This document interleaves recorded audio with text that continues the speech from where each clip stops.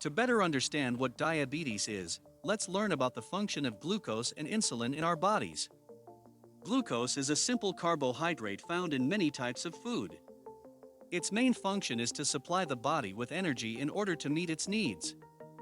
Insulin is a hormone produced in the pancreas, and its main function is to facilitate the absorption of glucose by our cells, consequently decreasing the concentration of glucose in the blood.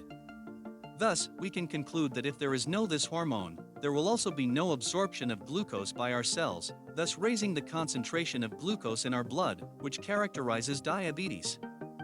Now that you know what glucose and insulin are, let's understand diabetes. There are three types of diabetes: type 1 diabetes, type 2 diabetes, and gestational diabetes. In type 1 diabetes, the pancreas, which is responsible for producing insulin, does not produce the hormone or produces it in insufficient amounts due to the destruction of the cells responsible for its production. Thus, the concentration of glucose in the blood increases significantly, and the person has to apply insulin daily through injections. The cause of type 1 diabetes is still unknown, but many doctors believe that it may have a genetic or autoimmune origin. This type of diabetes can occur at any age, but is more common in children, adolescents, and young adults. Its symptoms are thirst, hunger, excessive urination, etc. Type 2 diabetes is very common in adults over 40 years old, overweight, sedentary, and smokers, but in recent years, it has been diagnosed in younger people due to poor eating habits, sedentary lifestyle, and stressful life.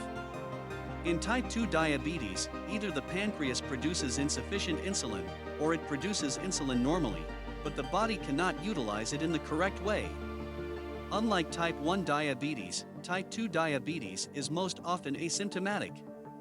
Gestational diabetes manifests itself during pregnancy, and in most cases disappears soon after delivery. Some women may develop type 2 diabetes after pregnancy. Women who have this type of diabetes have a specific follow-up with their physician during prenatal care to monitor the risks for both mother and baby.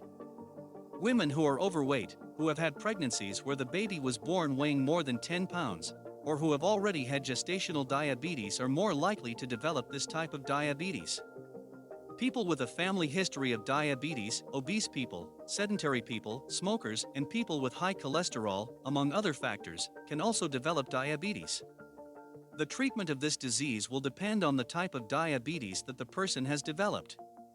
In type 1 diabetes, the person will need to take insulin injections for the rest of their life. With type 2 diabetes, the patient will need to follow a diet, exercise, and take the correct medications prescribed by the doctor, among other things. In gestational diabetes, the mother-to-be must follow the doctor's recommendations to the letter, because there is a risk that the baby will have problems at birth.